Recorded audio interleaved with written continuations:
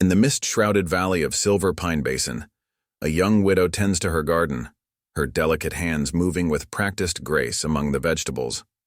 The local troublemakers snicker as they pass by, mocking her seemingly fragile existence.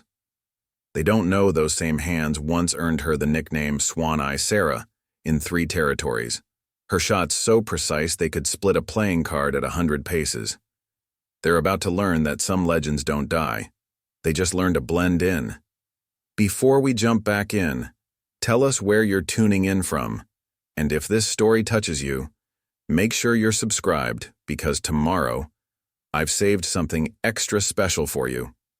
The morning fog rolled thick through Silver Pine Basin, a remote settlement nestled between towering evergreens and dramatic cliff faces in Montana Territory.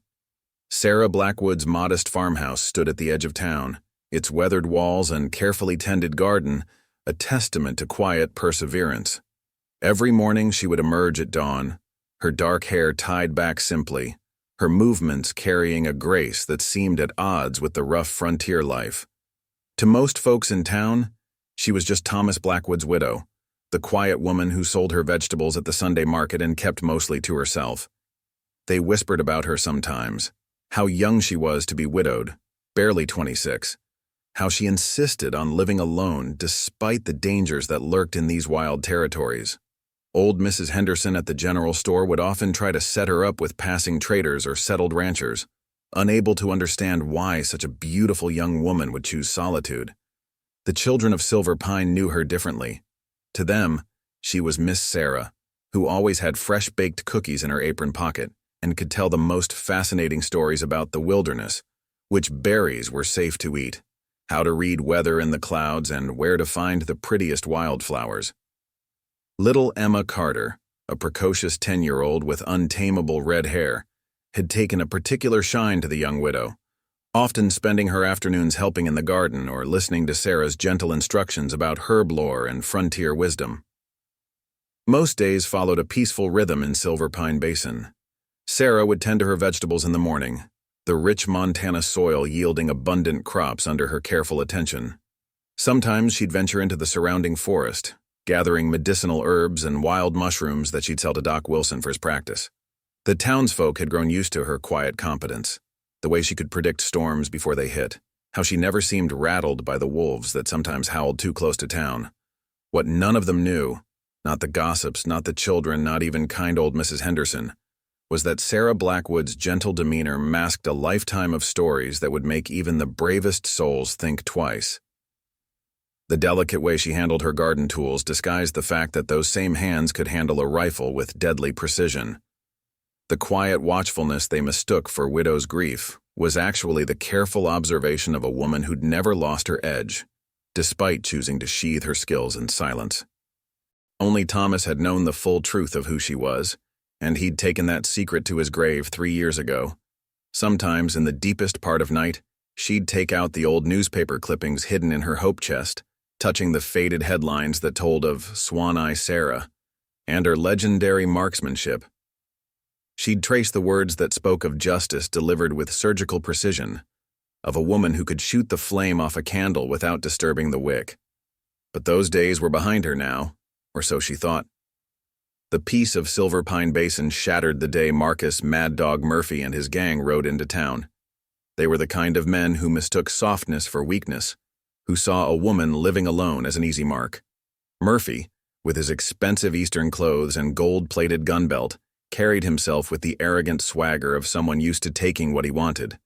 His right-hand man, Calvin Snake Eyes Lewis, was a coiled spring of barely contained violence, while their newest recruit, young Billy Hughes, was barely more than a boy trying desperately to prove himself a man. Sarah watched them arrive from her garden, her hands never pausing in their work as she noted every detail. The way Murphy's gun hung slightly low on the right, how Lewis favored his left leg from an old injury, and the nervous energy that made young Billy's trigger finger twitch. She said nothing, just continued planting her autumn vegetables even as their shadows fell across her carefully tended rows. "Well, well," Murphy's voice dripped with false charm. "What do we have here? A little bird all alone in her garden." He kicked at the freshly turned earth, destroying a row of newly planted carrots. "Must be hard. Maintaining all this by yourself, pretty thing like you. Sarah's eyes, sharp as ever, despite the years of disuse, took in every detail while appearing to stay focused on her work. She noticed the fresh bullet holes in Murphy's coat, the wanted posters they'd obviously torn down on their way into town, the way they positioned themselves to block any clear escape route. In the distance, she could see Sheriff Mills watching from his office window, his hand resting nervously on his gun belt. He was one of the few who knew her history, who'd seen the old newspaper clippings she kept locked away. "I manage just fine," Sarah replied softly, her voice carrying the gentle lilt she'd cultivated over the past 3 years. Beneath her apron, her hand rested on the small derringer she always kept close. Not that she'd need it. Even now, after all this time, she could disarm all 3 men before they could clear leather. But that wasn't her way anymore.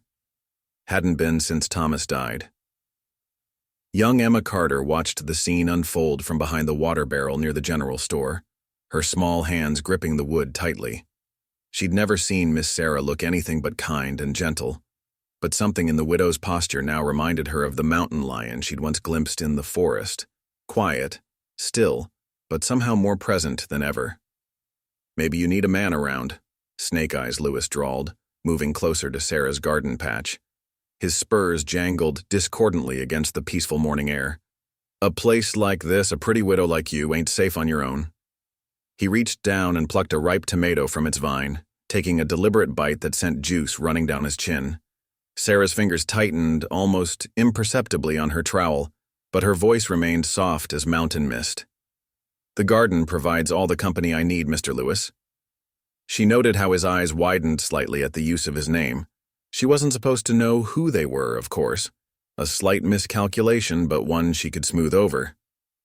"Folks in town mentioned you might be passing through." Murphy stepped closer, his expensive boots crushing more of her carefully tended plants. "You hear that, boys? The little lady's been asking about us." His hand rested casually on his gold-plated gun belt. "Ain't that sweet? But you shouldn't believe everything you hear, darling. Some stories don't do justice to the real thing." Young Billy Hughes hung back, trying to mirror his companion's swagger, but managing only to look uncomfortable. His eyes kept darting to the sheriff's office across the street, where Mills had now stepped onto his porch watching the scene with growing concern. Sarah caught the boy's nervous glance and filed it away. There might be hope for that one, if someone showed him a better path. "Miss Sarah." Emma Carter's voice rang out suddenly, the girl apparently having found her courage. She darted from behind the water barrel, her red hair blazing in the morning sun. "Ma says, can she have some of that feverfew you promised? Little Jimmy's got the chills, something awful." Before Sarah could respond, Murphy's hand shot out, catching Emma's arm as she tried to pass. "Ain't polite to interrupt grown folks talking, little girl." His grip was tight enough to make Emma wince, though she tried to hide it. The change in Sarah was subtle, like the first hint of winter in a late autumn breeze. Her hands stilled completely, the habitual tremor she'd cultivated these past years vanishing, as if it had never existed.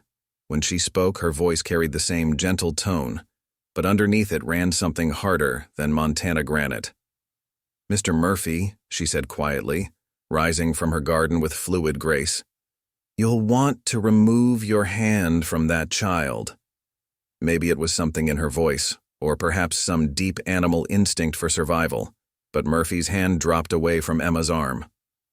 The girl immediately scurried to Sarah's side, pressing close to her skirts. The widow's hand came to rest protectively on Emma's shoulder, her fingers moving in a subtle, comforting pattern. "Ain't trying to cause trouble," Murphy said, but his smile had gained a dangerous edge. "Just teaching some manners. The way I hear it, you're good with teaching things, herbs and such. Maybe you and I could do some teaching together, show these folks some real interesting lessons." From her position on the porch of Henderson's general store, old Mrs. Henderson watched the scene unfold with growing anxiety. She'd seen men like Murphy before, like poisonous snakes coiled to strike. But there was something else catching her attention. Something about the way Sarah stood now. Tall and still as a pine tree before a storm, It reminded her of something, a story she'd read years ago in a newspaper. Think about it, Murphy continued, taking a step back but maintaining his predatory smile. Towns like this need protection. Times are hard, never know when accidents might happen. Fire in the night, cattle getting rustled, gardens getting trampled. He looked pointedly at the destruction his boots had caused. A small price to pay for peace of mind. Sarah gently nudged Emma toward the general store. Go on now, honey. Tell your ma I'll bring that feverfew by sunset. She waited until the girl was safely away before turning back to Murphy. You know, Mr. Murphy, there's something interesting about gardens. She knelt and picked up a handful of the rich, dark soil, letting it sift through her fingers. They teach you about natural law, about consequences, about how every seed you plant grows true to its nature. Snake eyes. Lewis spat tobacco juice near her feet. That's supposed to mean something, woman. Just garden wisdom, Sarah replied mildly. Though I suspect you'll understand it better in time. She turned back to her vegetables, seemingly dismissing them. Now, if you'll excuse me, these carrots won't plant themselves. Murphy's face darkened at the perceived dismissal. This ain't over, widow. You think about what I said. We'll be back tomorrow for an answer. He adjusted his gun belt meaningfully. Make sure it's the right one. As they swaggered away, Sheriff Mills crossed the street to Sarah's garden. He'd known her since she first arrived in Silver Pine Basin with Thomas, knew more about her past than most. Could handle that for you, he offered quietly. Run them out of town now before they take root. Sarah shook her head, her hands once again displaying their habitual tremor as she worked the soil. No need, Sheriff. Like I said, every seed grows true to its nature. They'll show themselves for what they are soon enough. She glanced up at him, and for just a moment he caught a glimpse of the woman she used to be, the legend she'd left behind. Besides, some weeds need to be pulled out by the roots, or they just keep coming back. Preparing and narrating this story took us a lot of time, so if you are enjoying it, subscribe to our channel. It means a lot to us. Now back to the story. Inside Henderson's store, Emma Carter pressed against the window, watching the scene with wide eyes. She'd never been afraid when Miss Sarah was around. The widow always made her feel safe. But now, for the first time, she wondered if that feeling came from more than just gentle hands and cookie-filled pockets. She'd seen something in Sarah's eyes when Murphy grabbed her, something that looked an awful lot like the steel in her pa's old Winchester. That evening, as shadows lengthened across Silver Pine Basin, Sarah sat in her rocking chair on the porch mending one of her aprons. Sheriff Mills approached slowly, carrying something wrapped in oilcloth. Behind him, the town stirred with nervous energy as Murphy's gang made themselves at home in the Golden Nugget Saloon. Found these tacked up in Carson City, Mills said quietly, unfolding the oilcloth to reveal several wanted posters. Thought you should see them. The portraits showed Murphy and his gang, but the crimes listed made Sarah's hands still on her needlework. 3 homesteads burned, 2 families disappeared, and a string of protection rackets across 3 territories. They're working their way north, Mills continued, his voice barely above a whisper. Taking over small towns, bleeding them dry, then moving on before the law can catch up. Carson City's offering $500 each for Murphy and Lewis, $300 for the boy. Sarah's fingers traced the edge of one poster, her mind drifting to another time, another stack of wanted posters that had once borne her own face. Not as a criminal, but as something else entirely. The boys knew to them, she observed. These crimes only list Murphy and Lewis. Billy Hughes, Mills nodded. 17 years old, ran with a decent family until Murphy's gang passed through their town 6 months ago. Father tried to stand up to them and ended up dead. The boy joined up after that, though whether from fear or something else. Hard to say. The last rays of sunlight caught the silver threads in Sarah's dark hair as she rocked slowly, considering. Inside the saloon, raised voices and breaking glass suggested Murphy's men were making themselves comfortable. You ever wonder, John, Why I chose Silver Pine Basin. Mills settled against the porch railing, knowing this conversation had been coming for 3 years. Figured Thomas had kin here originally, though I never did find any records of that. He didn't, Sarah said softly. But 15 years ago, when I was still riding with the territorial marshals, I passed through here, just a slip of a girl with 2 revolvers and more confidence than sense. The town was different then, ruled by fear. The Hawkins gang had dug in deep, much like Murphy's bunch is trying to do now. Mills's eyes widened. The Hawkins gang? That was before my time here, but I heard stories. They disappeared suddenly, just vanished one night after terrorizing the region for months. Some said a ghost got them, a spirit of justice that left nothing but empty gun belts and a lesson about mercy, Sarah finished. That was my first solo assignment as a marshal. 17 years old, scared to death but trying not to show it. The town helped me, kept my secret, and gave me the intelligence I needed. When Thomas and I were looking for a place to settle years later, I remembered the kindness of Silver Pine Basin. I remembered how the people here knew the difference between justice and vengeance. A burst of laughter from the saloon made them both turn. Through the windows, they could see Murphy holding court, young Billy Hughes trying desperately to match the older men, drink for drink. Snake eyes. Lewis was running his hands over Martha Wilson's serving girl in a way that made Sarah's jaw tighten. They're going to push, Mills warned. Tomorrow, the next day at the latest. Murphy's type always does. And folks here, they're not fighters. Even if I deputized every able-bodied man in town.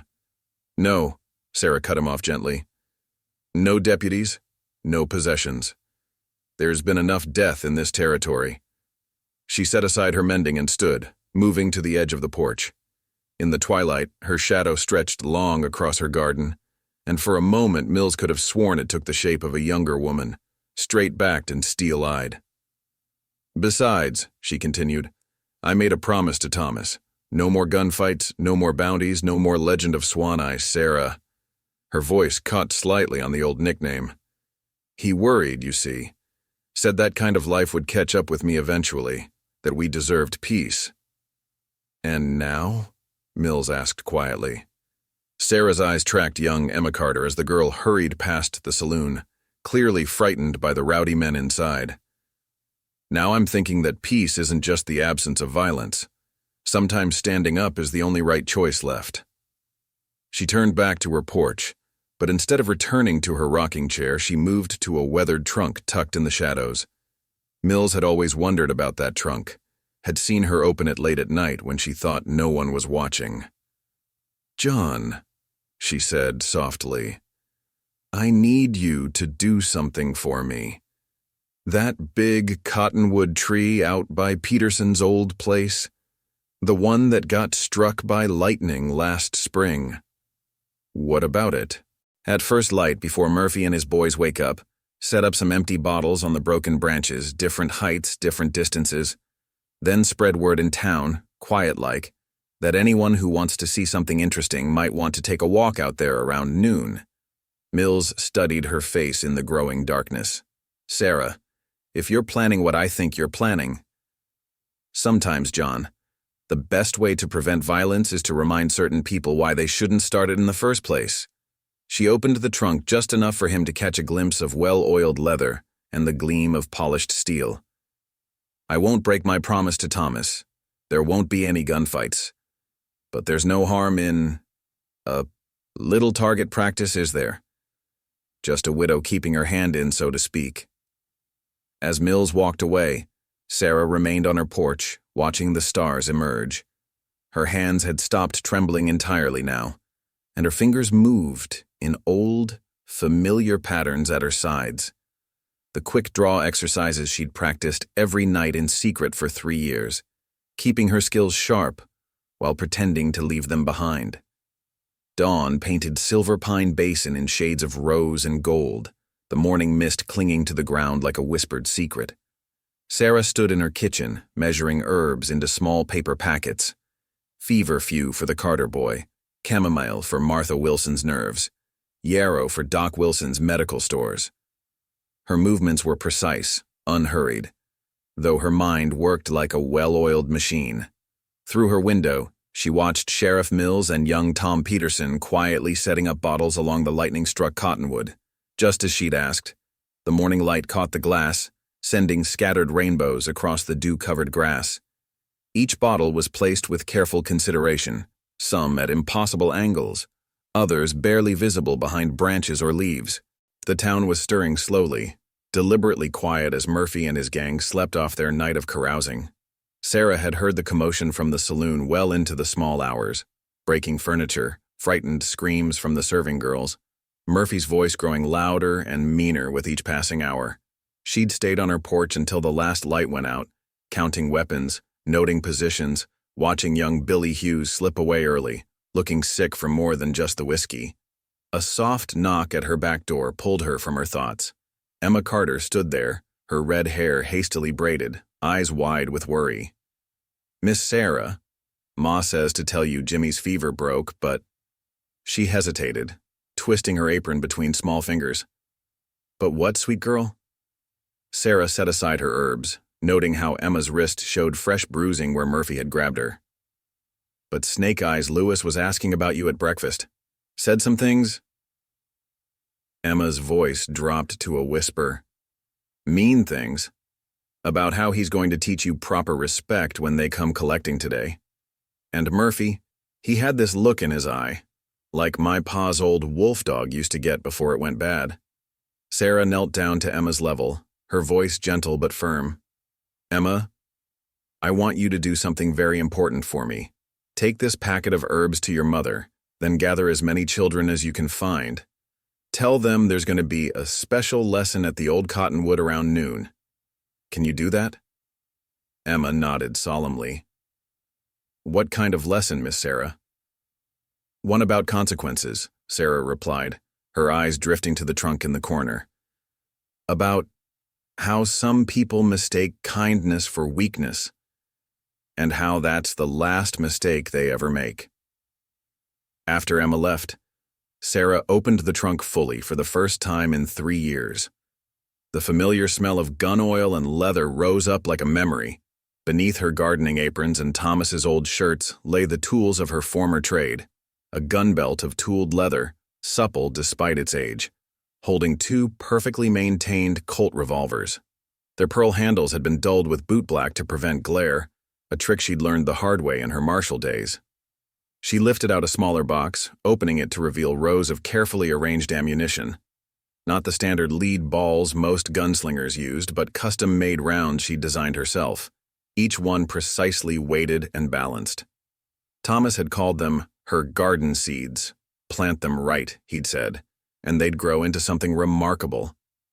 The morning wore on and Sarah went about her usual routine, tending her garden, preparing herbs, nodding politely to townspeople who passed by.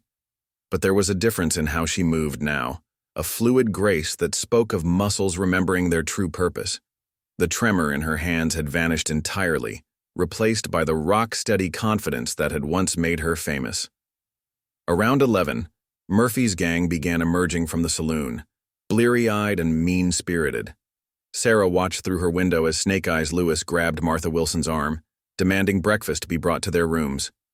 Murphy himself stood in the street, adjusting his gun belt and staring at Sarah's house with calculated menace. Young Billy Hughes trailed behind them, looking greener than yesterday. As he passed Sarah's garden, she called out softly, "Yarrow tea helps with a hangover, boy.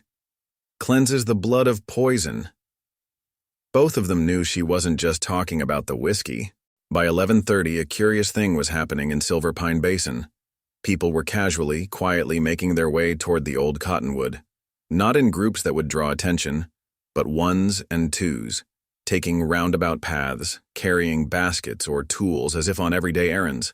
The children went first, led by Emma Carter, then the women, and finally the men, including Sheriff Mills and Doc Wilson. Sarah waited until she saw Murphy notice the exodus. His face darkened as he watched townspeople gathering in the distance. "Lewis," he barked, "see what those sheep are up to. Billy, you stay here and keep an eye on our little garden bird." As Lewis swaggered off toward the cottonwood, Sarah stepped out onto her porch. She'd changed her clothes, Still a simple dress, but one that allowed for easier movement. Around her waist, hidden by her apron, the familiar weight of her gun belt sat like an old friend coming home. "Might want to come along too, Billy," she called out, her voice carrying the same gentle tone she used for spooked horses and frightened children. "There's going to be a lesson at the Cottonwood, about choices and consequences, and how it's never too late to plant a different kind of seed." The boy hesitated, looking between her and Murphy's disappearing back. In his eyes, Sarah saw the same battle she'd witnessed countless times. The struggle between fear and hope. Between the easy path and the right one. "Your father," she said quietly. "Burton Hughes. He was a good man. Stood up to Murphy even when standing up meant standing alone." She saw the shock in Billy's face at his father's name. "Yes, I know who you are. More importantly, I know who you could be." Murphy's voice bellowed from down the street, commanding Billy to follow. But the boy stood frozen, caught between two futures, as the sun climbed toward noon, and Silver Pine Basin held its breath, waiting to see what kind of harvest this day would bring. The old cottonwood stood sentinel against the Montana sky, its lightning-scarred branches reaching out like gnarled fingers. Glass bottles of various sizes glinted in the midday sun, some perched precariously on broken limbs, others nestled deep in the foliage. The smallest, a green medicine bottle barely larger than a man's thumb, sat nearly invisible in the highest branches, 100 paces from where the townspeople gathered. Sarah walked unhurriedly toward the assembled crowd, her boots leaving precise impressions in the morning dew. Billy Hughes trailed behind her, drawn along like a leaf caught in an invisible current. Murphy and Snake Eyes Lewis stood apart from the townspeople, their stance suggesting barely contained violence. "What's all this about?" Murphy demanded, his hand resting on his gold-plated gun. "Having a little picnic, widow, planning to serve tea and cookies to the whole damn town?" "Something like that," Sarah replied mildly, untying her apron. The motion revealed her gun belt, and a ripple of whispers ran through the crowd. The leather was worn but well-maintained, the holsters positioned for a cross-draw that few could master. "Though I thought we might start with a different kind of refreshment. A demonstration, if you will." Emma Carter, standing between her parents, clutched her mother's skirts. She'd never seen Miss Sarah looking quite like this. Still gentle, still graceful, but somehow more solid, as if a veil had been lifted to reveal steel beneath silk. "Sheriff Mills," Sarah called out, her voice carrying easily across the morning air. "Would you be kind enough to explain the setup to our guests?" Mills stepped forward, his badge catching the sunlight. 12 bottles placed at varying distances and angles. Nearest is 30 paces, furthest is 110. Some are partially hidden, others moving in the wind. The kind of shots most would call impossible. Snake Ike.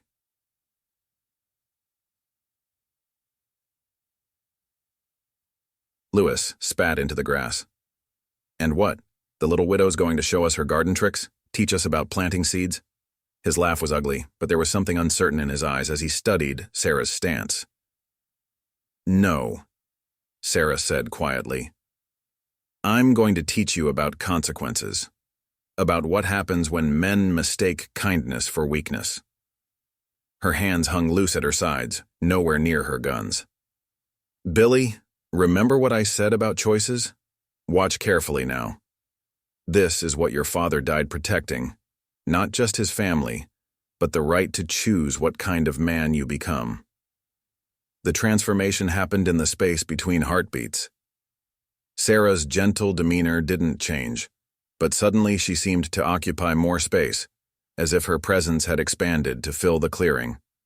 Her eyes, usually soft with compassion, took on the sharp focus of a hunting hawk. "First lesson," she announced, her voice still carrying that teacher's lilt, "is about precision, about how strength isn't in how much damage you do, but in how carefully you can avoid it." Her hands moved like lightning, the Colts appearing in her grip as if by magic. The first shot rang out before anyone could blink. 100 paces up, the smallest bottle, the green medicine vial, didn't shatter. Instead, The bullet caught it perfectly on its base, spinning it high into the air. 5 more shots followed in rapid succession, each one striking the falling bottle, keeping it aloft like a glass butterfly dancing in the sunlight. The final shot delicately knocked it into Sarah's outstretched left hand, completely intact. The silence that followed was absolute. Even the wind seemed to hold its breath. Murphy's face had gone pale beneath his tan, and Lewis's hand had frozen halfway to his gun. Billy Hughes stared at Sarah with a mixture of awe and dawning understanding. "Second lesson," Sarah continued, placing the unbroken bottle gently on a nearby stump, "is about choice. Every pull of the trigger is a decision. Life or death, help or harm, mercy or vengeance." 2 more shots cracked across the clearing. The first caught a blue whiskey bottle on a middle branch, not shattering it, but rather shooting through the neck so cleanly it left a perfect hole. The second bullet threaded through that hole to strike a partially hidden bottle behind it, demonstrating a level of accuracy that seemed to defy physical laws. "That's not possible," Lewis whispered, but his bravado had vanished. He was looking at Sarah the way a rabbit looks at a wolf, with the sudden, terrible realization that it had mistaken a predator for prey. Sarah's voice took on an edge, though her tone remained conversational. "The third lesson is about consequences. Mr. Murphy, that gun belt you're reaching for, the one with the gold plating that you bought with blood money from Carson City?" 2 shots rang out as one. Murphy's gun belt fell to pieces, the expensive buckle spinning away untouched while every bullet in his holster had been rendered useless, their casings pierced with surgical precision. "Lewis," she continued, not even turning to look as she fired again, "that knife you're thinking of throwing? The one in your left boot? Watch." A single shot sent his hidden blade pinwheeling through the air, sticking perfectly vertical in the ground between his feet. Emma Carter had stopped clutching her mother's skirts. Instead, she stood straight, watching Miss Sarah with shining eyes. This, she realized, was why she'd always felt safe around the widow. Not despite her gentleness, but because of it. Because true strength didn't need to announce itself with threats and violence. "Final lesson," Sarah said, her guns still smoking faintly in the morning air, "is about identity. About how we choose who we are, every day with every action." She looked directly at Billy Hughes. "Your father understood that. He chose to stand against men like Murphy, not because he was stronger, but because it was right. Now you have the same choice."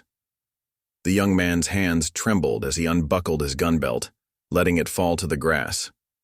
Behind him, Murphy and Lewis stood frozen, their faces masks of impotent rage and growing fear. They had come to Silver Pine Basin expecting to find easy prey, a soft target they could exploit and terrorize.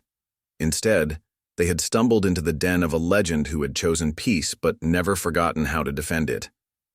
The afternoon sun cast long shadows across Silver Pine Basin as word of Sarah's demonstration spread through the territory like wildfire. Martha Wilson's serving girls whispered about it over washing lines. Traders passing through carried the tale to neighboring settlements, and the telegraph operator's fingers flew as he relayed messages to distant towns. Murphy and Lewis had retreated to the saloon, their earlier bravado replaced by hushed conversations and dark glances through dusty windows.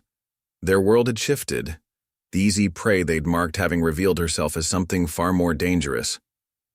But like wounded predators, this only made them more volatile. Sarah returned to her garden, kneeling in the rich soil as if nothing had changed, but change hung in the air as palpable as the afternoon heat. Billy Hughes sat on her porch steps, his discarded gun belt lying in the dust beside him, his young face troubled with thoughts of fathers and choices. "Miss Sarah," he said finally, his voice carrying the weight of difficult questions, "how did you know about my pa?" Sarah's hands moved steadily among her plants, pulling weeds with the same precision she'd shown with her guns. "I was there, Billy. Not for the shooting, I arrived too late for that. But I was tracking Murphy's gang even then, watching, gathering evidence. I saw your father's stand, saw how he faced them without backing down, even when the odds were impossible. They said he was a fool. Billy's voice cracked. Said he should have just paid up, kept quiet like everyone else. There are different kinds of courage, Sarah replied, sitting back on her heels to look at him. The quick kind that lets a person face gunfire, and the slower kind that lets them face each day doing what's right, even when it's hard. Your father had both. Inside the saloon, Murphy slammed his fist on the table, making the glasses jump. Swan Eye Sarah, he snarled, finally placing the connection.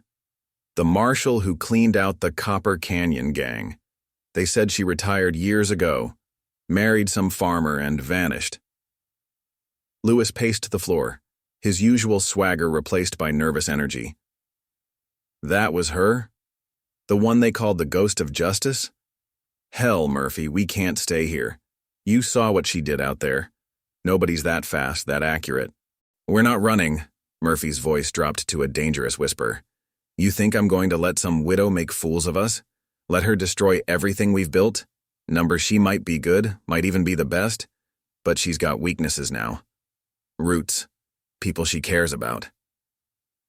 Outside, the town had taken on a strange energy. People moved differently, stood taller. The fear that had begun to settle over them like morning frost was burning away in the light of revelation. Sarah noticed Mrs. Henderson sweeping her porch with new vigor, saw Doc Wilson walking with his head high instead of his usual cautious stoop. Emma Carter appeared at Sarah's garden gate, carrying a basket covered with a checkered cloth. Ma sent dinner, she announced, but her real purpose shone in her eyes. Miss Sarah, could you teach me? Not the shooting, she added quickly, but the other things. About being strong without being mean, about standing up without fighting. Sarah exchanged a glance with Billy, seeing the same question in his eyes. Pull up some grass, she said, patting the earth beside her. The first lesson is about watching. Really watching. Tell me what you see in the saloon windows. Both children studied the building intently. Billy spoke first, his voice thoughtful.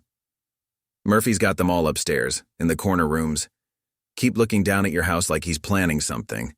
And Lewis sent Jake, their stable boy, out the back way about an hour ago. Good, Sarah nodded. Emma? They're scared, the girl said with surprising insight. But scared men are meaner sometimes. Like that wolf that got in the Hendersons' chicken coop last winter. It was injured, which made it more dangerous. Sarah's hands stilled in the soil. Very good, both of you. Now, what does that tell us about what's coming? They'll wait for dark, Billy said with the certainty of one who'd ridden with them. Murphy likes using the night, likes making people afraid of what's hiding in the shadows. And they've sent for help. That's why Jake rode out. At the sheriff's office, Mills was making preparations of his own.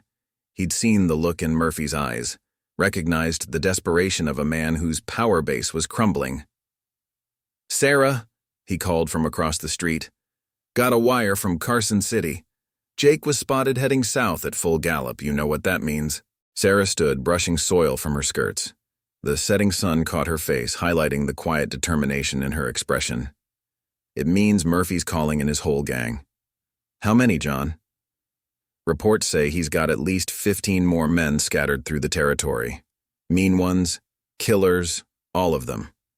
They'll ride hard once they get word. Be here by tomorrow night at the latest. Billy's face had gone pale. Miss Sarah, I rode with them.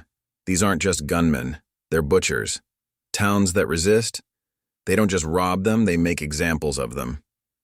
Sarah's hand rested gently on his shoulder. Plant a seed in fear, she said softly. And fear is what grows. But we're planting something different here, aren't we? She turned to Emma, who stood straight and unafraid. Run home now, both of you. Tell your folks to be ready. Tomorrow's going to bring a different kind of harvest. As the children hurried away, Sarah reached into her pocket, feeling the smooth glass of the medicine bottle she'd kept aloft with 6 impossible shots. John, she called to the sheriff. Remember that trunk of Thomas's in your office? The one I asked you to keep safe? Time to open it. The trunk, it turned out, contained more than just memories. As Sarah unlocked it in the fading light, the contents spoke of careful preparation, of a woman who'd chosen peace but never forgotten the price of maintaining it. Inside lay the tools and plans that would help Silver Pine Basin face the storm that was coming, a storm that would test not just Sarah's legendary skills, but the very soul of the town itself. Night settled over Silver Pine Basin like a heavy blanket, bringing with it an unnatural stillness. The trunk from Sheriff Mills's office had yielded its secrets, detailed maps of the surrounding territory, carefully drawn plans of every building in town, and a collection of tools that spoke of Sarah's years as a marshal. Most telling was a leather-bound journal, its pages filled with information about Murphy's gang, their habits, preferred tactics, and, most importantly, their weaknesses. "You've been planning for this," Mills said, studying the map spread across his desk. "All this time while everyone thought you were just gardening." "A garden needs protection," Sarah replied, marking positions on the map with small wooden markers.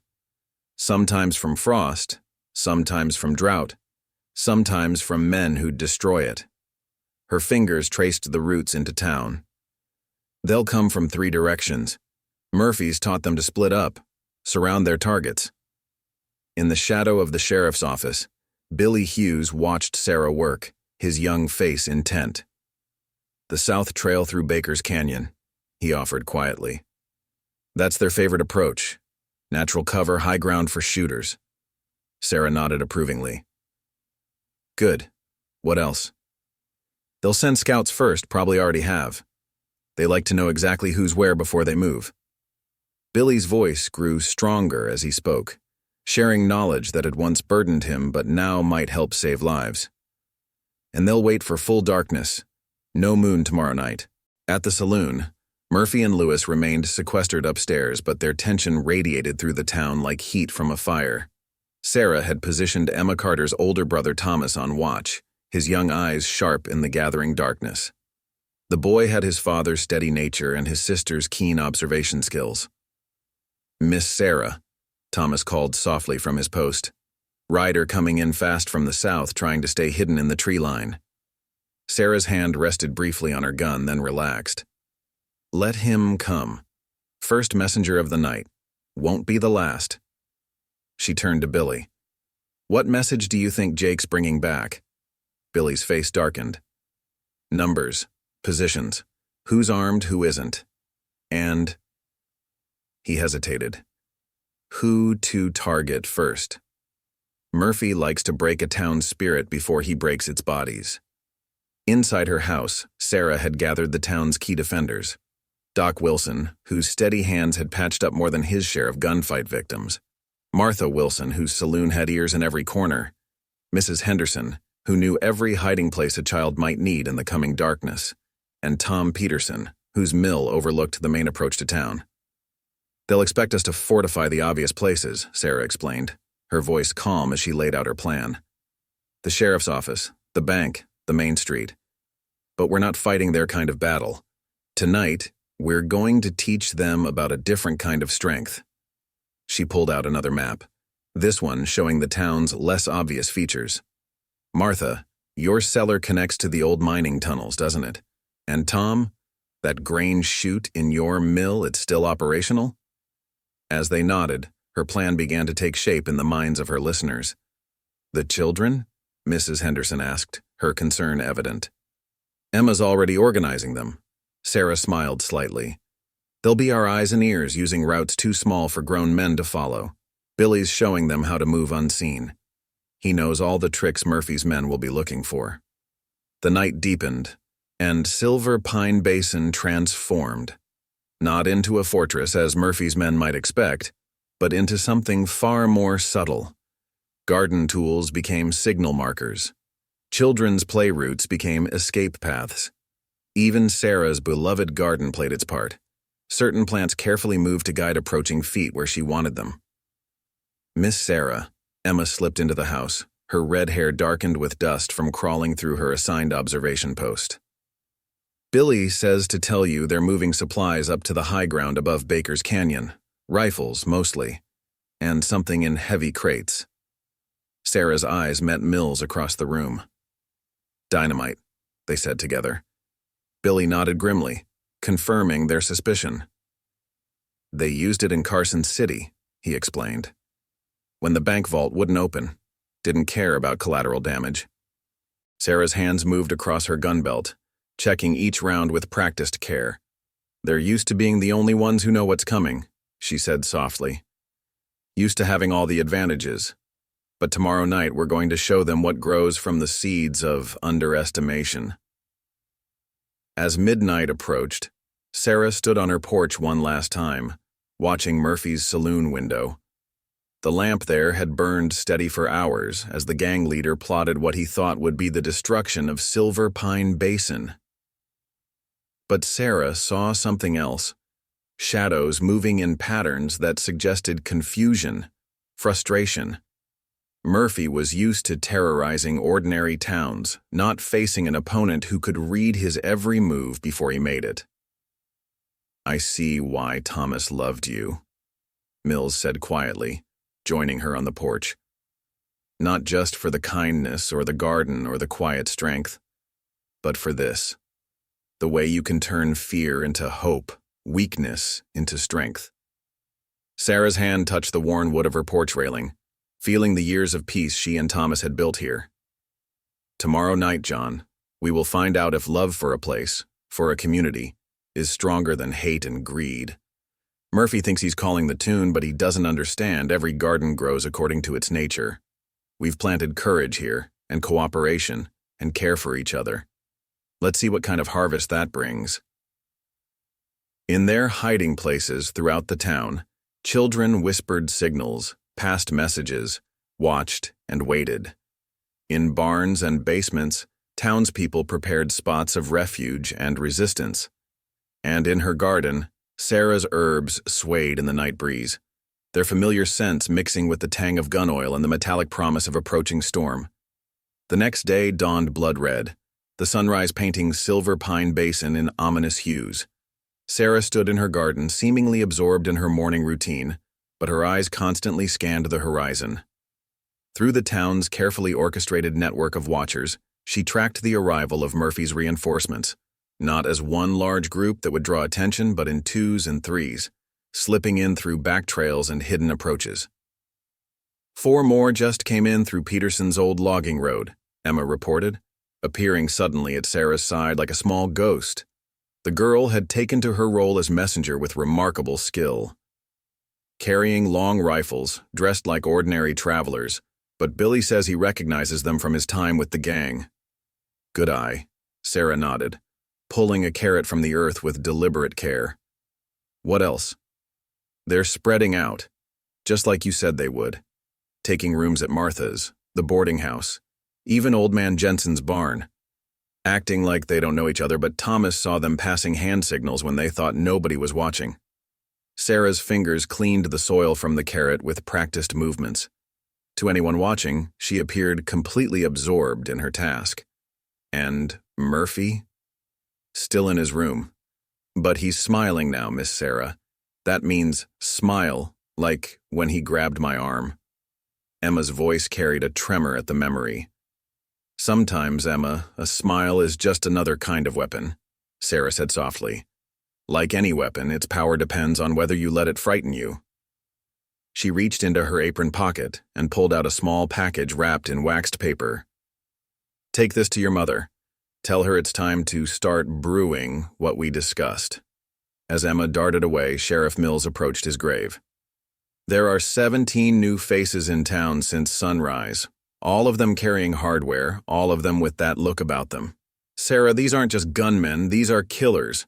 Wolves, Sarah agreed. Who've forgotten that not all sheep are defenseless? She stood, brushing dirt from her skirts. How many up in Baker's Canyon? Billy's report says 6, setting up firing positions. They've got enough dynamite up there to level half the town.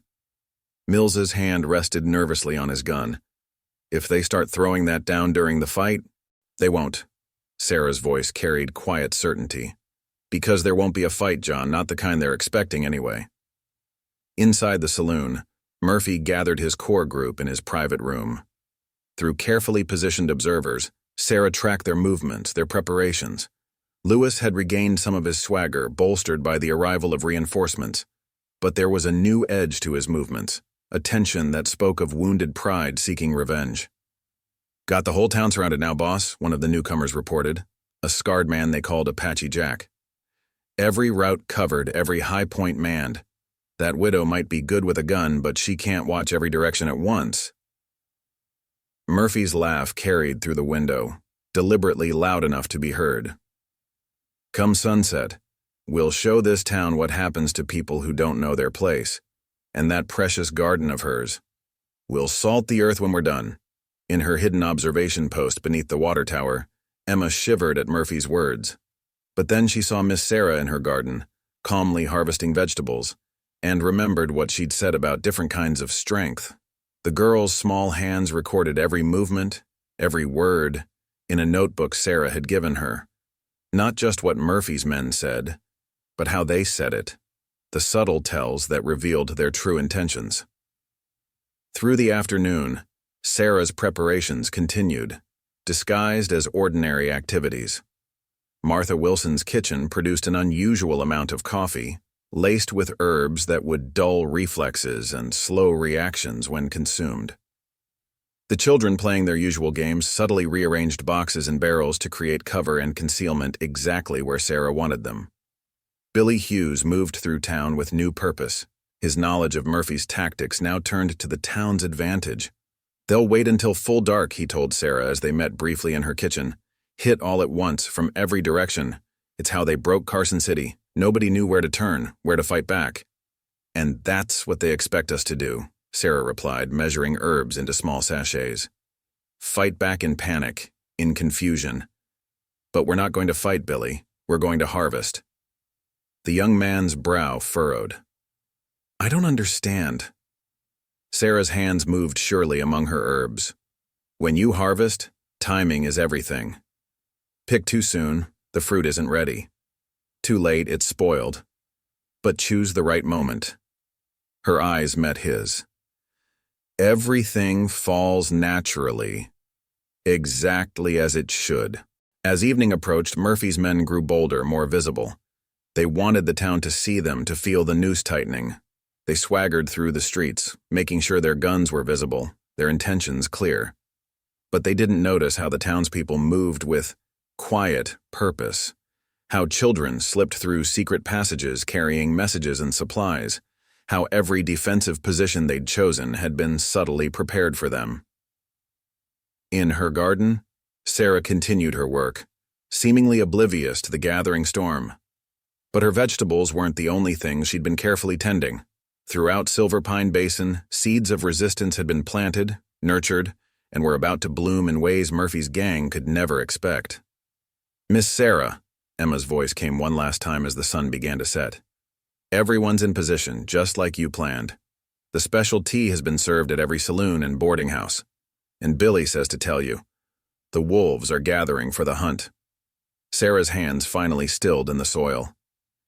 "Then it's time to show them, dear heart, that sometimes the prey knows more about hunting than the hunters do." She stood, watching the last light fade from the sky.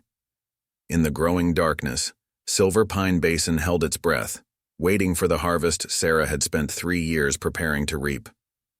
Darkness crept over Silver Pine Basin like spilled ink, thick clouds hiding the stars and moon.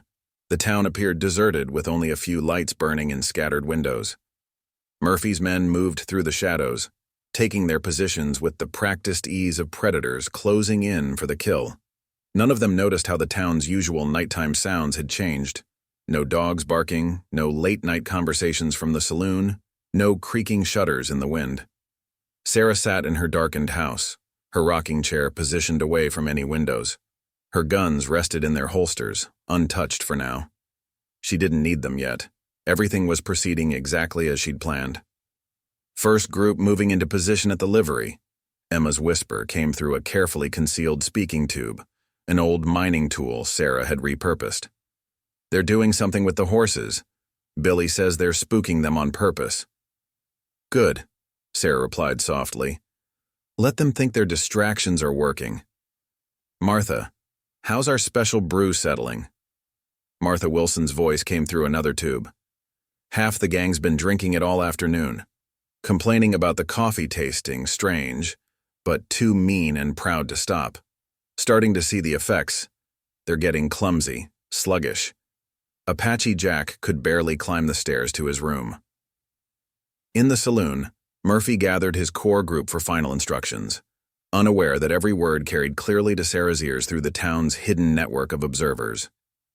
"When you hear the horses panic, that's your signal," he told them.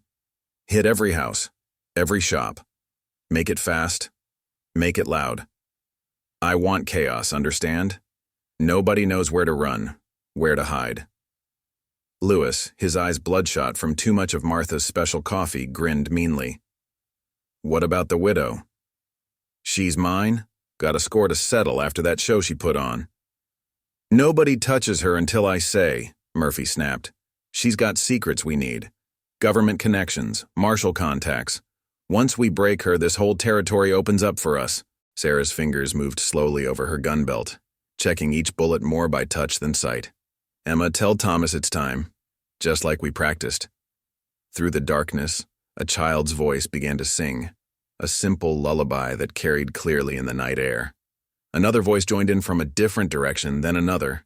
Soon the song drifted from every corner of Silver Pine Basin, seemingly coming from nowhere and everywhere. Murphy's men froze in their positions, unsettled by the eerie sound. The singing had an odd effect in the darkness, making it impossible to judge distances or directions accurately. Some of the gang members, their reflexes already dulled by Martha's drugged coffee, began to show signs of nervous confusion. "Shut those brats up," Murphy hissed, but his order was cut short by a new sound, horses screaming in panic. His carefully planned distraction was starting too early, the animals thrashing against their restraints with desperate strength. "The dynamite!" Billy's urgent whisper came through Sarah's network. "They're moving it down from Baker's Canyon now, trying to get it in position before—" A shot rang out, but not from any of Murphy's men. Up in Baker's Canyon, a single bullet had found its mark, not striking any person, but rather hitting the lead wagon's wheel at precisely the right angle. The wagon tilted dangerously, its cargo shifting, sending the armed men around it scrambling for safety. "That's not possible," Lewis muttered, staring into the darkness. "Nobody can hit a target that small at that distance, in this light." But Sarah could, just as she could hear the panicked whispers spreading through Murphy's gang, whispers about ghostly children's voices, about guns that fired themselves, about a widow who could shoot through solid darkness as easily as broad daylight. "Boss," Apache Jack's voice shook slightly. "Something ain't right. The town's too quiet, but not regular quiet. It's like it's watching us." Murphy slammed his fist against the saloon wall. "It's all tricks. Mind games. She's just one woman and we've got 30 men. 28. Sarah's voice came quietly from everywhere and nowhere. "You had 30 when the sun set. But 2 of your men tried to slip away through the South Meadow about an hour ago. They're sleeping peacefully in Sheriff Mills's jail now. Something in their coffee didn't agree with them." The effect of her voice on Murphy's men was electric. Some drew their guns, firing blindly into shadows. Others pressed themselves against walls, trying to present smaller targets. The children's singing had stopped, replaced by an even more unnerving silence. "They call you Mad Dog Murphy," Sarah continued, her voice still carrying that gentle teaching tone she used with her garden visitors. "But you're not mad, are you? Just greedy. Greedy and afraid. Afraid that if you don't keep pushing, keep hurting, keep talking, someone might see what you really are. A small man trying to cast a big shadow." A bottle exploded near Murphy's head, making him duck reflexively. But Sarah hadn't shot it. One of his own men had, their nerves frayed by darkness and drugged coffee and the mounting sense that they'd walked into something far more dangerous than a simple town takeover. "Your men are tired," Sarah observed. "Confused. Having trouble keeping their hands steady. Remember what I said about seeds? About how everything grows according to its nature? Well, fear's a seed too. And right now, it's sprouting in your men's hearts, growing stronger with every shadow, every unexplained sound, every reminder that they're not the hunters here. They're the harvest." Through her network of observers, Sarah tracked the growing disorder in Murphy's ranks. Some men had already abandoned their positions, seeking safety in numbers. Others fired at imagined movements, their shots going wild. The careful plan that had worked in so many other towns was unraveling in the face of an enemy they couldn't see, couldn't fight in their usual way.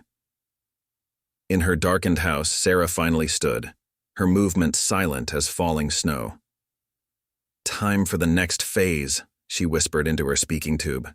"Jimmy, ring the church bell. Once for mercy, twice for judgment. Let's see which one they choose." The church bell rang out once, its deep tone rolling through the darkness like distant thunder. In the silence that followed, Murphy's men held their breath, waiting. When the second toll came, it struck something deeper than sound. It was judgment rendered in bronze and iron, echoing off the canyon walls. "Enough games," Murphy's voice cracked with rage. He fired 3 shots into Sarah's darkened house, shattering windows. "Come out and face us, widow, or we start burning this town to the ground, starting with those precious children you're so fond of." Sarah's voice came from behind him, though she was nowhere to be seen. "You still don't understand, do you? This isn't about facing you. It's about teaching you." The sound of her boots on wooden boards echoed from multiple directions. "Billy, tell them what happens next. You've seen it before." Billy Hughes's young voice carried clearly through the night. "When they get desperate, they'll try to use the dynamite, create chaos, make people run into their guns. But they don't know about the water, about how you soaked all their fuses while they were drinking Martha's coffee." Murphy spun toward the voice, but Billy was already gone, moved through one of the secret passages Sarah had shown him. The gang leader's face contorted with fury as he realized how thoroughly they'd been outmaneuvered. "Apache Jack," he bellowed. "Light those charges! Now!" Up in Baker's Canyon, Jack and his men frantically tried to light the dynamite fuses. But each one sputtered and died, the powder too damp to catch. Their curses carried down to the town, adding to the growing sense of panic among Murphy's forces. "Boss," Lewis called out, his voice shaking, "something's wrong with the boys. Half of them can barely stand straight, and the others—" He stopped as several more shots rang out, his men firing at shadows that seemed to move with purpose through the darkness. Sarah's bullets began to find their marks, not striking flesh, but rather disarming Murphy's men with surgical precision. Guns flew from sluggish hands, rifles split along their barrels. Ammunition belts fell to pieces. Each shot was placed perfectly, turning weapons to scrap without drawing blood. 16, Sarah counted calmly, her voice still seeming to come from everywhere at once. "That's how many of your men are still armed, Murphy. Want to guess how many bullets I have left? Here's a hint. It's more than you'd believe, and I haven't missed a shot in 15 years. Emma's voice carried through Sarah's speaking tube. "Miss Sarah, they're starting to run. 3 just took horses from the livery, headed south, and more are gathering at the saloon, looking scared." "Let them run," Sarah replied softly. "Fear's doing our work for us now." Murphy, realizing his control was slipping, made his decisive mistake. "Lewis, get up to that widow's brat. Emma, let's see how well she shoots with a child's life in the balance." But as Lewis turned toward the Carter house, he found his path blocked. The townspeople had emerged from their hiding places, armed not with guns but with tools of their trades: smithing hammers, logging axes, mining picks. Behind them stood their children, faces set with determination rather than fear. "That's your last mistake, Murphy." Sarah's voice had lost its gentle tone. She finally appeared on her porch, her guns still holstered, her stance relaxed but ready. Threatening children in front of their parents? In front of their community? Look around you. See what kind of crop that threat has raised. Murphy's remaining men found themselves surrounded, not by gunfighters, but by something far more terrifying. Ordinary people who had overcome their fear, who stood together with quiet strength. In windows and doorways, on rooftops and behind barrels, the people of Silver Pine Basin showed themselves, armed with courage and unity rather than bullets. "Your men are tired," Sarah continued, walking calmly down her porch steps. confused from Martha's special brew. Some have run, others can barely stand. You're alone, Murphy. You just don't know it yet. Lewis, his hands shaking from more than just the drugged coffee, turned his gun toward Sarah. The shot went wide, missing her by feet. Her response was instantaneous. 2 shots rang out as one, splitting his gun in half and cutting his gun belt clean away. That's another thing about gardens, Sarah said, still walking forward with measured steps. They teach you patience. I've spent 3 years preparing this town, teaching these people about strength that doesn't come from violence. While you and your kind were taking from other communities, we were growing something here. Something you can't break or burn or shoot away. Murphy, his face twisted with desperation, reached for his final hidden derringer. I'll kill you, you interfering witch. You and your whole cursed town. No, Sarah replied simply. You won't. Her hands moved faster than thought, her gun seeming to materialize in her grip. But she didn't shoot. She didn't need to. Murphy's derringer fell to pieces, each part cut away by shots so precise they seemed to defy possibility. In the same motion, she disarmed his remaining men, her bullets finding every hidden weapon, every backup gun. The gang leader stood alone now. His men either fled, disarmed, or surrendered to the townspeople who moved in with quiet purpose. Billy Hughes walked up to his former boss, looking him in the eye for the first time. You asked earlier about my father, the boy said clearly. About why he stood against you, this is why. Because sometimes strength isn't about who has the most guns. Sometimes it's about who has the most to protect, and the wisdom to know how to protect it. Sheriff Mills and his deputies moved in, gathering up Murphy and his remaining men. The gang leader's face showed something beyond rage or fear now, bewilderment, as if he still couldn't comprehend how his perfect plan had been so thoroughly unmade by a widow with a garden and a town full of ordinary people who had found their courage. The first rays of morning sun crept over Silver Pine Basin, illuminating a town transformed. Murphy and his captured men sat bound in the sheriff's office, their swagger replaced by stunned silence. Outside, townspeople moved with new purpose, clearing away the night's debris, helping neighbors repair broken windows, and sharing tales of their part in the victory. Sarah stood in her garden, surveying the damage from Murphy's wild shots.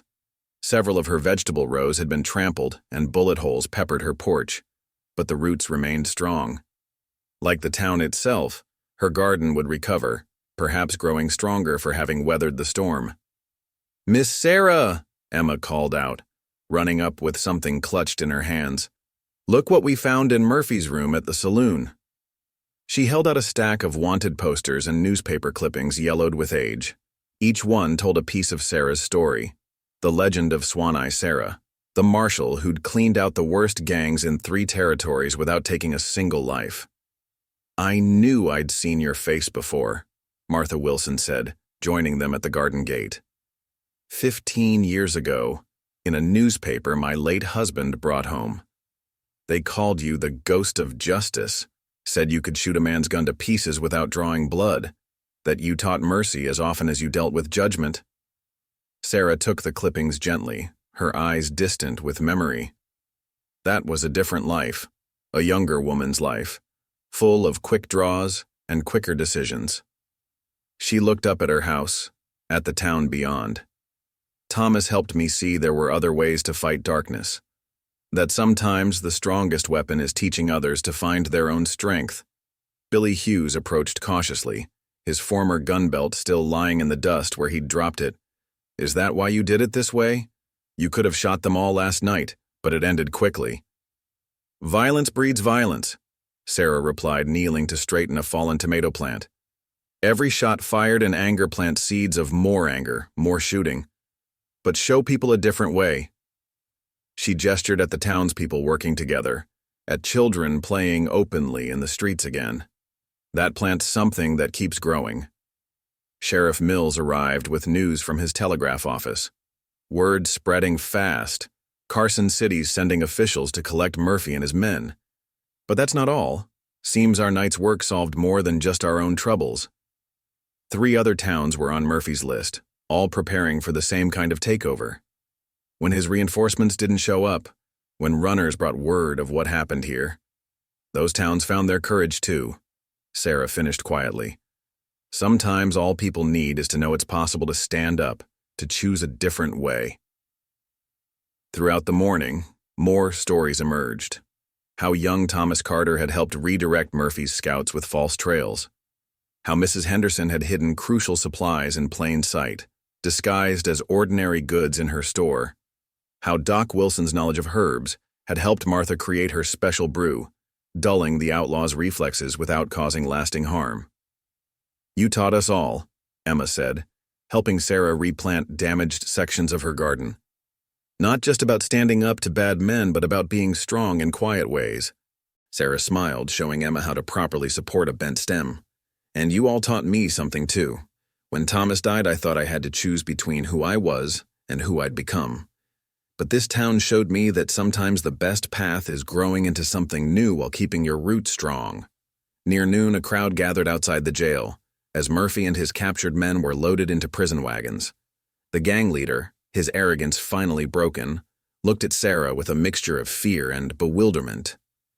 "I don't understand," he said as deputies led him past. "We had the numbers, the weapons, the plan. How did one widow and a bunch of farmers beat us?"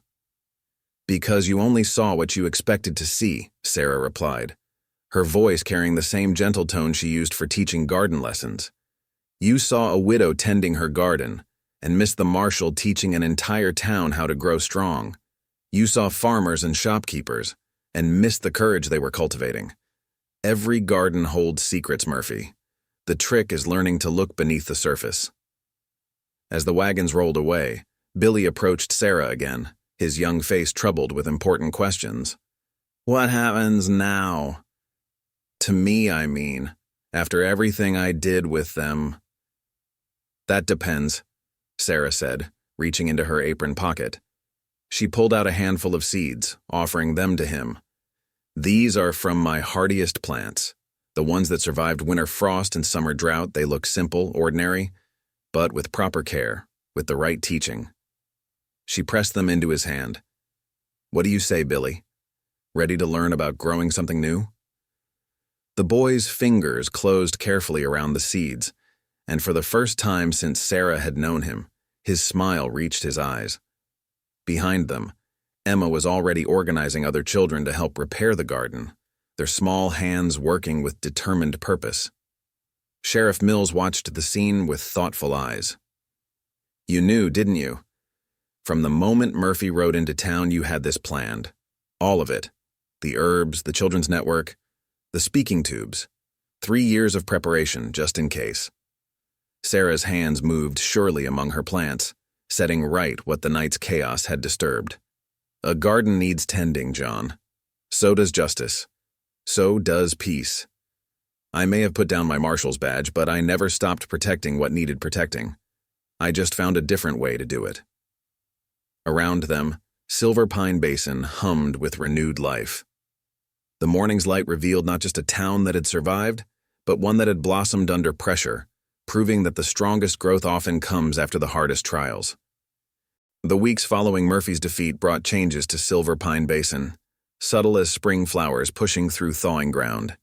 The town had found its strength, and like any well-tended garden, that strength continued to grow in unexpected ways. Sarah's house became a gathering place not just for children seeking stories and cookies, but for townspeople eager to learn. Her garden expanded, with new plots tended by willing hands. Billy Hughes proved an especially dedicated student, arriving each morning before dawn to help with the planting and staying late to learn both gardening and the deeper lessons it taught. "See how these beans grow?" Sarah would tell him, pointing to the way the plants supported each other. "They're stronger together, each one helping its neighbor reach the light. That's what Murphy never understood about power. It's not about forcing your way up, it's about lifting others as you climb."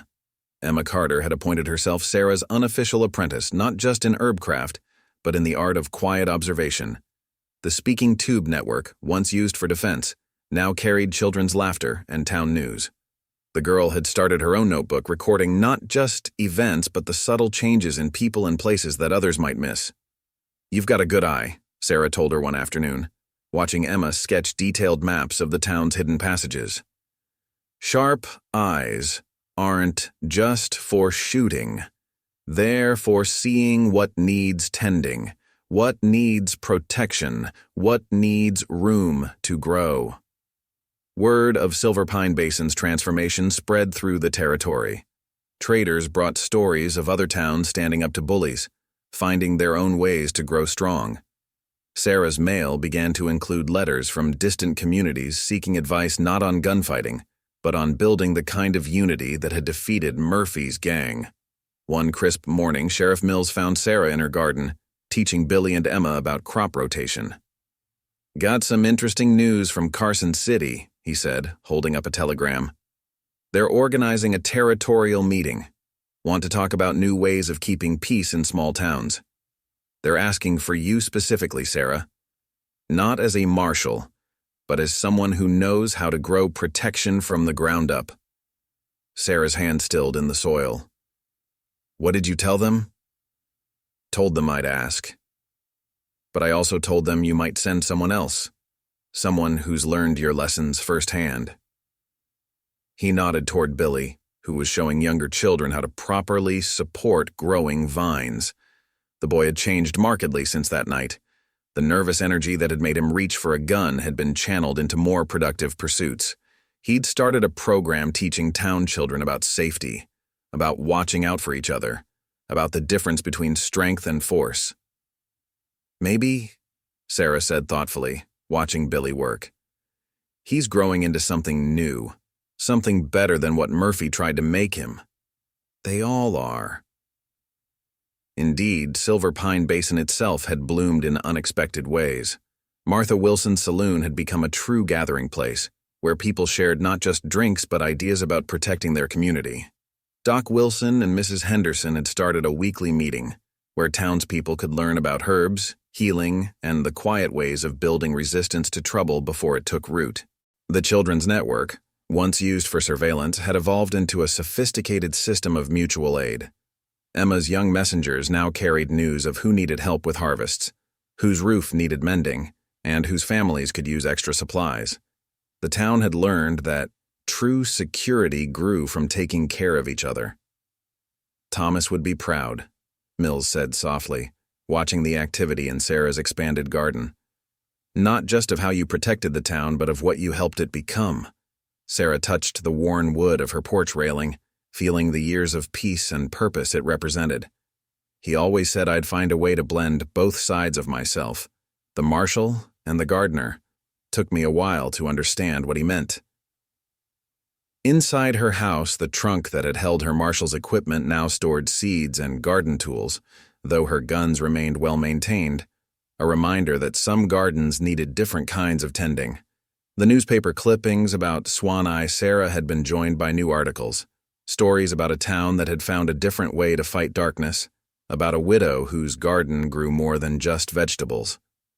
"Miss Sarah," Emma called from the garden. "Billy says the carrots are ready for harvesting, and Mrs. Peterson wants to know if you'll teach at the church hall tomorrow. Says there's folks coming from Twin Pines settlement wanting to learn about community gardens." Sarah smiled, seeing the deeper meaning in the request. Twin Pines had been having trouble with cattle rustlers, but instead of seeking a gunslinger's help, they were looking for Silver Pine Basin's softer wisdom. "Tell her yes," she replied, "and remind her to bring those defensive planting diagrams we discussed." As the sun began to set, Sarah stood on her porch, watching her expanded family tend their shared garden.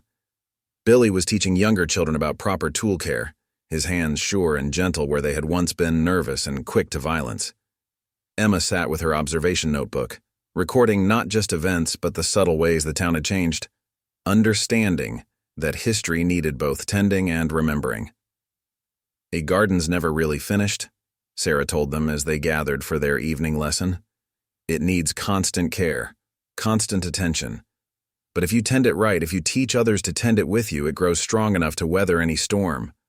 That's true for plants, for people, for peace itself." The evening light caught the silver in her hair, reminding those who knew to look that Swan Eye Sarah hadn't disappeared. She'd simply found a different way to protect what mattered, trading quick draws for careful cultivation, and discovering that sometimes the strongest growth comes from the gentlest hands. Years passed and Silver Pine Basin flourished like a well-tended garden.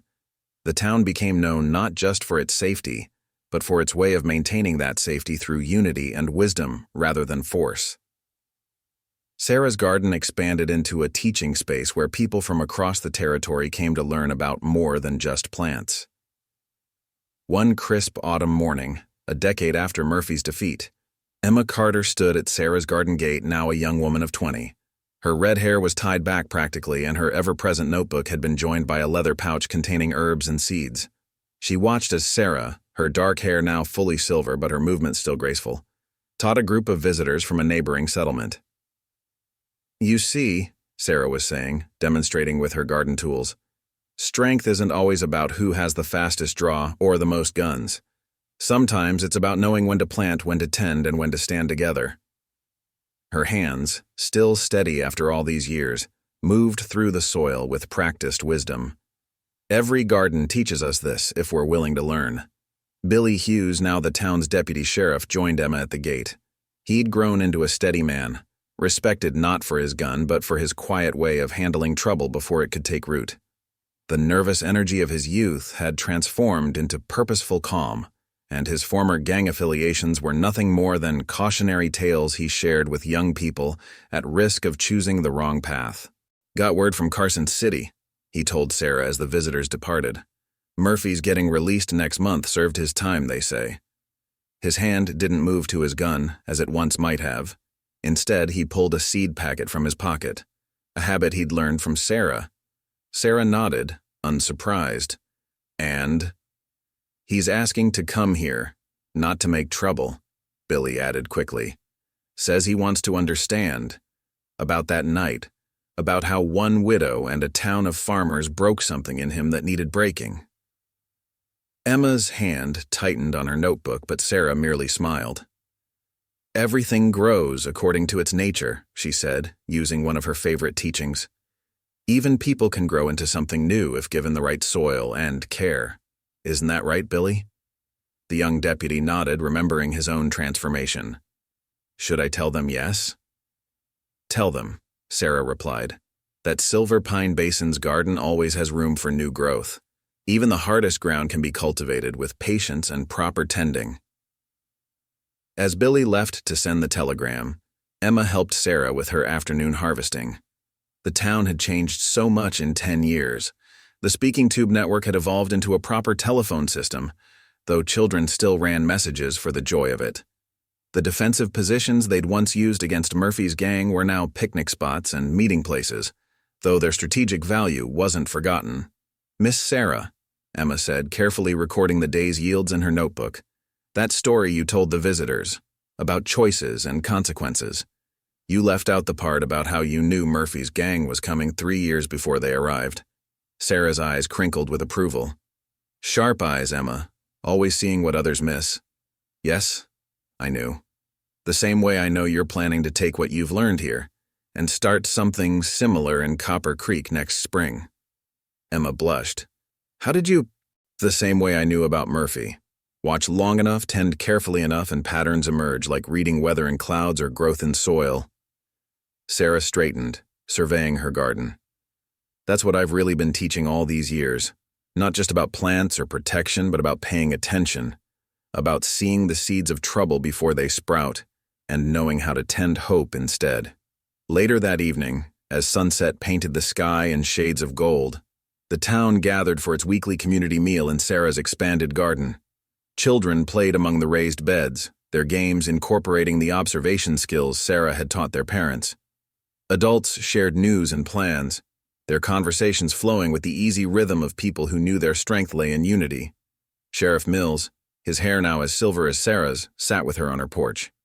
"Remember what you said, that night we faced Murphy? About how every seed grows true to its nature?"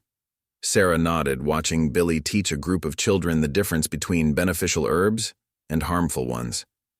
In the corner of the garden, Emma was showing new settlers how to set up their own community warning systems, disguised as ordinary garden arrangements. "Look what grew from the seeds you planted," Mills continued. Not just here, but across the territory. Every town that stands up to bullies. Every community that chooses unity over fear. They're all blooming from what you started. No, Sarah corrected gently. From what we all started. I just showed them how to tend what was already there. The strength, the courage, the wisdom. Those seeds were always in the soil. They just needed someone to believe they could grow. As darkness settled over Silver Pine Basin, lanterns were lit throughout the garden, their warm light catching the silver in Sarah's hair like a crown. Some said, in the right light, they could still see traces of Swan Eye Sarah in the way she moved, in the steadiness of her hands. But she had become something more than a legend now. A teacher, a guardian, a tender of both gardens and hope. The evening ended as it always did, with Sarah gathering the children for one last lesson. Remember, she told them, her voice carrying the weight of hard-won wisdom.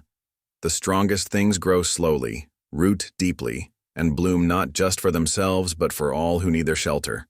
Whether you're tending gardens or peace or justice, the principle remains the same.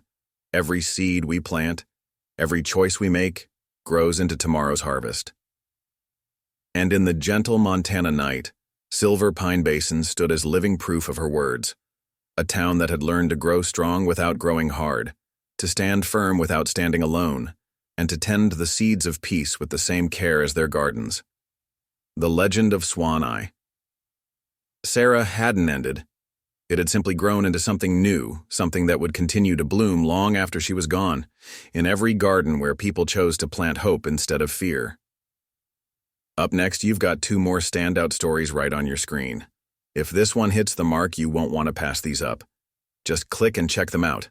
And don't forget to subscribe and turn on the notification bell so you don't miss any upload from us.